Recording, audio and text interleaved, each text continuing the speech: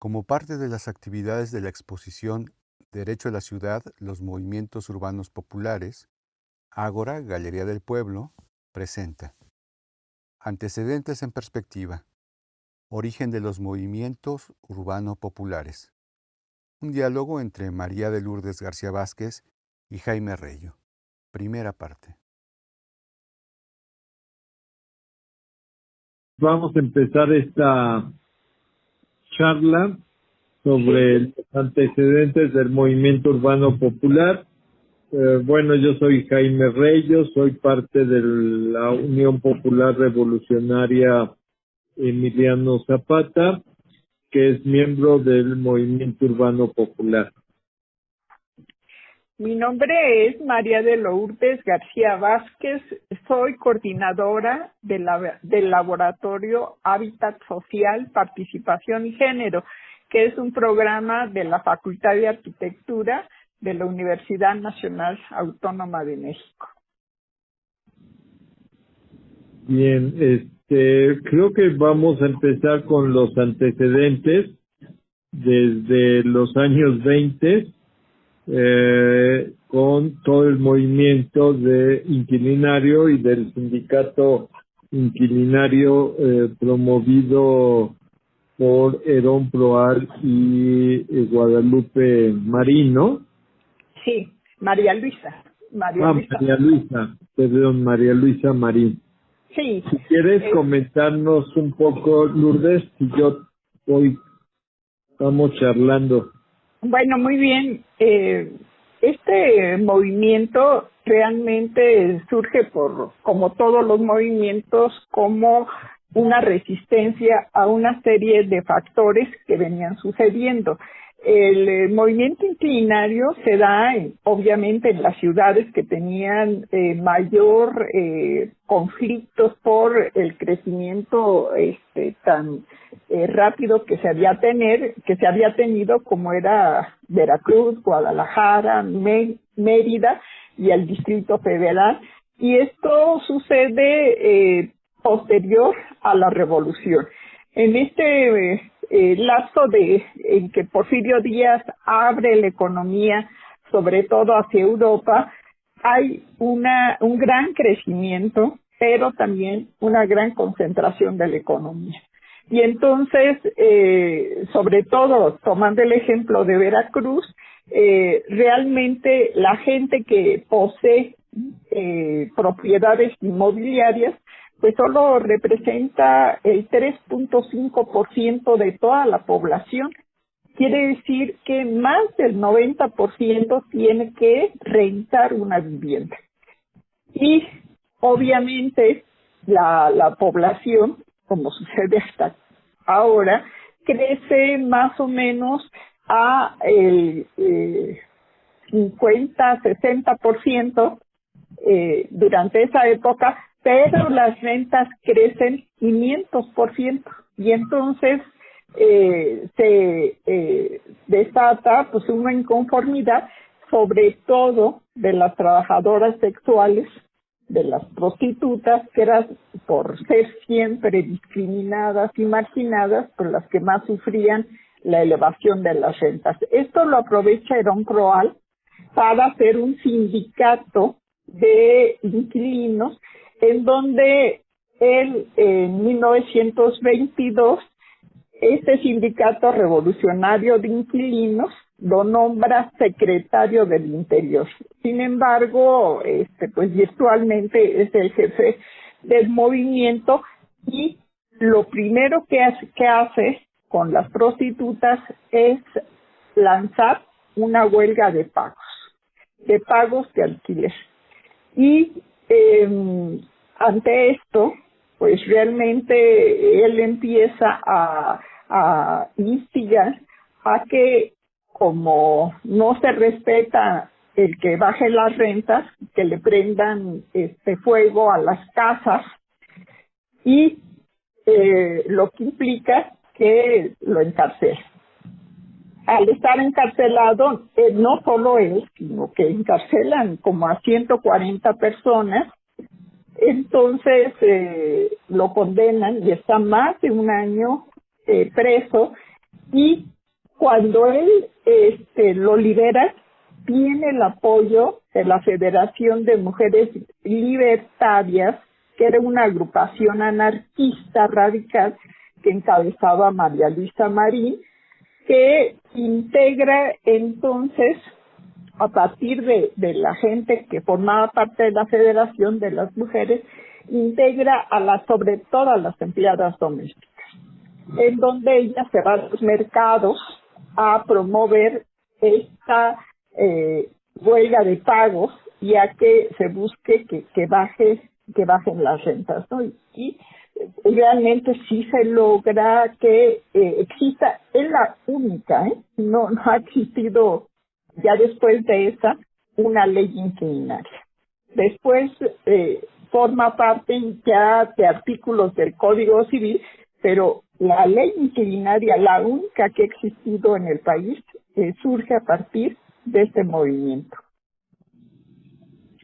Sí, yo agregaría un poco que la lucha por la vivienda y por un lugar donde vivir, pues estaba promovida fundamentalmente por la clase obrera, y por eso definen formar un sindicato, porque la vivienda la veían como una parte de reivindicación de salario. Entonces era como muy importante en esos momentos la formación de este sindicato, y como decías, Lourdes, pues era influido fundamentalmente por dos tendencias: la del Partido Comunista, que pues se acababa de formar en 1919, y la tendencia anarquista. Creo que ¿Mané? Sí, anarcosindicalistas. Sí. Anarcosindicalistas, pero creo que es muy importante reivindicar la cuestión de obrera, que era como la reivindicación de la lucha por la vivienda y el aumento de las rentas que se daban en ese tiempo. Claro, sí, que era una forma de redistribución de la riqueza, ¿no? Claro. Y creo que la lucha fue muy importante porque lograron parar la cuestión, aunque a Herón Proal lo matan, ¿no? Sí, en 1923, bueno, dijo, no es anecdótico, pero lo matan las mismas mujeres por las que luchó, porque él, como comunista, atenta contra los símbolos religiosos. Y entonces, al atentar contra los símbolos religiosos, la gente se enardece y lo linchan, matándolo, ¿no? Sí, pero fue, yo creo que una lucha como muy importante que influyó en la cuestión de el pago de las rentas en diferentes lugares, ¿no? Ya comentabas que no nada más fue en la Ciudad de México, sino fundamentalmente pues en Veracruz, ¿no? Y comentabas que en otros lugares también. Sí, se vio también en Mérida, también, obviamente porque eran las ciudades más grandes y en las que se había tenido mayor crecimiento económico, ¿no? Guadalajara, Veracruz, Mérida y el Distrito Federal, bueno, en esa época, ¿no? Sí. Pues si quieres, vamos comentando qué pasó.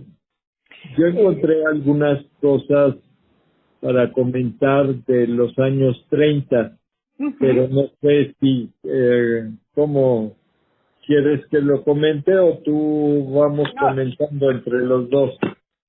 Pues si quieres empieza y yo si tengo algún comentario te lo hago saber.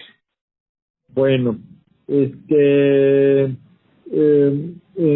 la Ciudad de México hubo toda una organización fundamentalmente de las mutualidades en esos tiempos. Ya estamos hablando de los años 30, en donde se organizaban a través de los grandes gremios. Sí. Y entonces, con el crecimiento de la industria y la instalación de industrias que ya existían, como la textil y la papelera, se empezaron alrededor de las fábricas a instalarse, también como una parte de las reivindicaciones obreras. Sí. Entonces, los Peñapobre, que conocemos que todavía existe, y igual en varias de las fábricas textiles en San Ángel y Magdalena Contreras, hubo como esta experiencia de la instalación alrededor de la fábrica de las viviendas. Pero era una vivienda en renta. Todavía no se pensaba en la lucha por la cuestión de las viviendas de propiedad propia de los trabajadores. También en esos tiempos, después de la revolución, pues hubo como mucha fuerza de los sindicatos y de los partidos políticos. Se empezaron a formar lo que dio luego origen a las grandes centrales obreras y centrales campesinas, y luego con las NOP urbanas, que empezaron a promover el gobierno. Pero en la ciudad también se formaron una serie de las primeras juntas de mejoras de materiales, y también se empezaron a formar en los años 30 los sindicatos de colonos, que digamos ya era como la reivindicación de la tierra y la vivienda, ya no nada más como se había planteado en el sindicatos inquilinarios de Herón Proal, de la lucha por la tierra. Quiero comentar de estos sindicatos de colonos. Uno de los sindicatos que se formó fue en la colonia obrera Bolívar, que así se llamaba antes, ¿no? Sí. El sindicato de compradores de lotes de la colonia Manuel Romero Rubio, y el sindicato de colonos y vecinos de General Anaya, y el sindicato de colonos de la Expipódromo de Peralvillo. Entonces empezó como el crecimiento de la ciudad, pero con el crecimiento de la ciudad también la reivindicación ya para el acceder a un espacio donde vivir y a la cuestión de la vivienda. Hubo toda una experiencia. Anteriormente, pues ya se habían formado varias colonias, pero estas colonias y estos sindicatos tenían como la característica de ser más populares y obreros. Una de las cuestiones es que en esos años, también en los años 30, se empezaron a plantear la cuestión de los servicios públicos, porque la ciudad empezó a crecer en estos años 30, 40, y no había como los servicios públicos en la ciudad, y fundamentalmente de agua potable, de la pavimentación, de la construcción de vías, ¿no? Y hubo colonias que se empezaron a urbanizar, como la Romero Rubio, la Balbuena, la Magdalena Michuca, la Escandón, la del Valle y la nueva colonia del Valle, Observatorio, la Prolongación Guerrero, la Roma Sur, Vallejo, Nueva Rasco, Valle Gómez, Peralvillo, Equipódromo, de Peralvillo, Legaria, San Pedro de los Pinos, Industrial, Postal, Corrielo Guerra, en diferentes lugares de la ciudad. Entonces, también se empezaron en esos años a formar los grandes desarrollos privados, ¿no? Con la formación de las lomas de Chapultepec, ¿no? Y la ciudad jardín, que se formaron a través de grandes empresas o cuestiones privadas, como desarrollos habitacionales de lujo, y que empezó a haber como la inequidad muy fuerte entre una parte de las colonias y la otra parte de estos desarrollos privados. No sé, Lourdes, ¿quieres comentar algo más?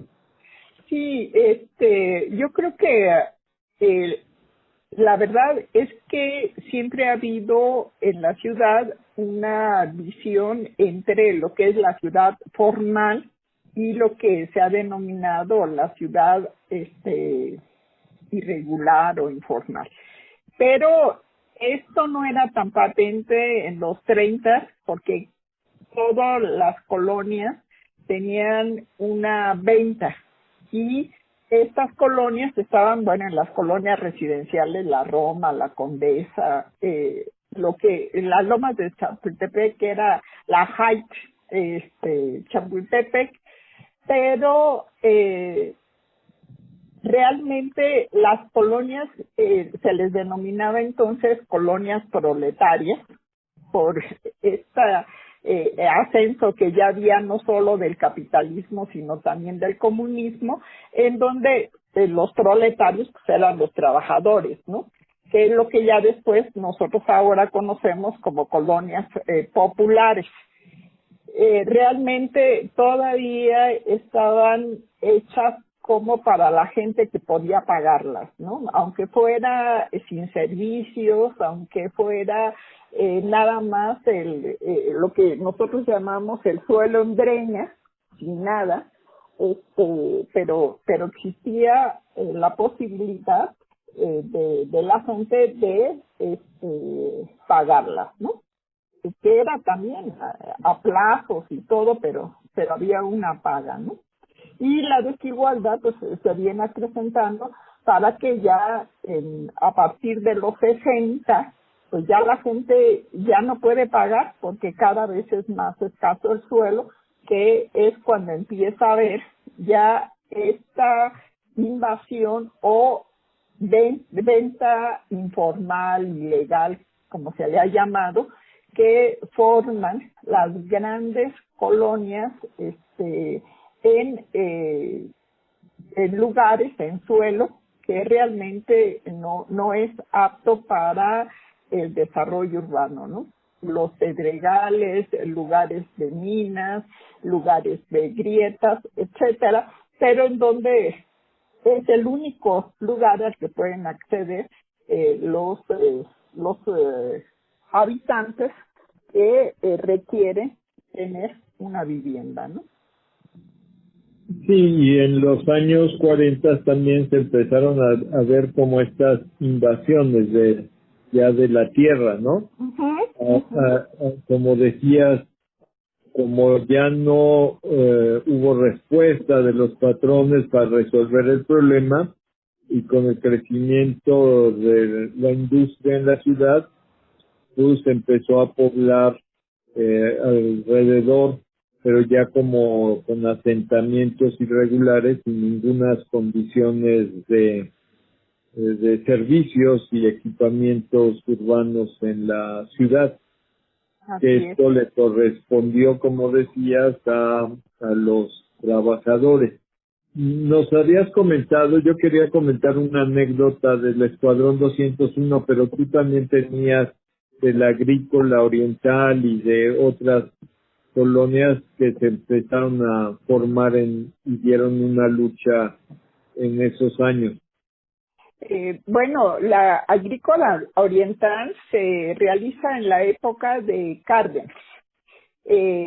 Ya para ese momento y estando en la ciudad, así como en los principios de la revolución se daba la tierra a todos los soldados que habían participado en la revolución, que era esta distribución de ejidos o de tierras comunales, en la ciudad tienen que repartir tierras, pero pues obviamente no para la siembra. Y entonces hay podemos decir, una utopía que tiene Lázaro Cárdenas de que se haga la agrícola oriental con la visión de que fuera una vivienda con huerta, para que también sirviese como una forma de producción para el alimento de la ciudad. Y se hace una distribución para los soldados que vivían acá. En un principio sí funciona como vivienda y la huerta. Desgraciadamente, pues no hay posibilidades de que esto se pueda repetir, porque no hay suelo, ¿no? El suelo aquí sí es muy escaso, y entonces poco a poco esta huerta pues va pasando a formar parte de los hijos o de algún hermano, y se convierte pues en una colonia tradicional, ¿no? Sí, y bueno, y la Escuadrón 201, que fue prometida para los combatientes que fueron mexicanos a la segunda, ¿no? Guerra. Sí, a la Segunda Guerra Mundial. En Filipinas les ofrecieron, fíjate que a mí me comentó Benita Galeana que ella estuvo en la Escuadrón 201. Uh-huh.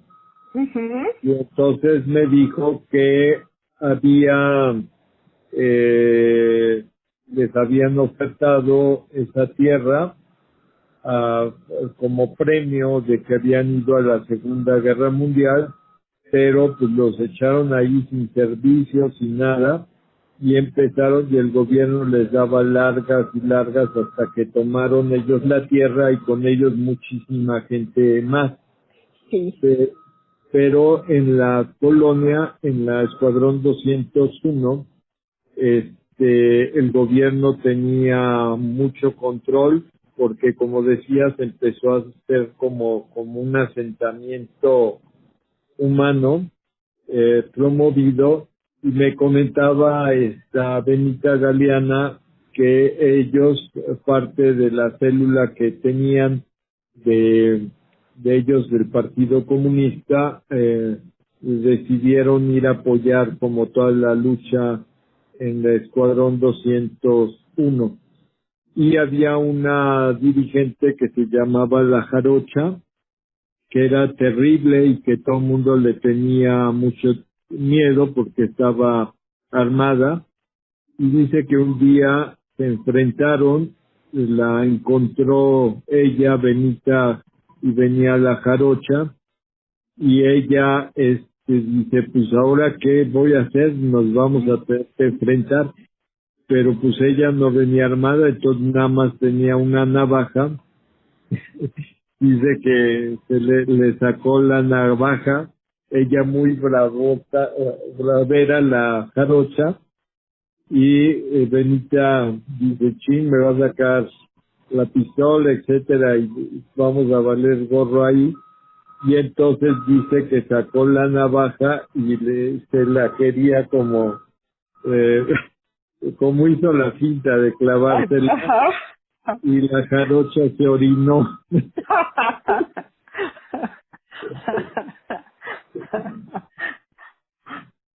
Bueno, y yo creo que en cada colonia, en cada lugar hay muchas historias como esta. Y yo creo que ahí sí lo importante sería reivindicar la participación de la mujer, porque ya desde esos tiempos a la que le tocaba enfrentar todos estos conflictos entre los mismos vecinos, entre lo que era la montada, que era la que generalmente hacía los desalojos, pues eran a las mujeres, porque los hombres pues tenían que irse a trabajar.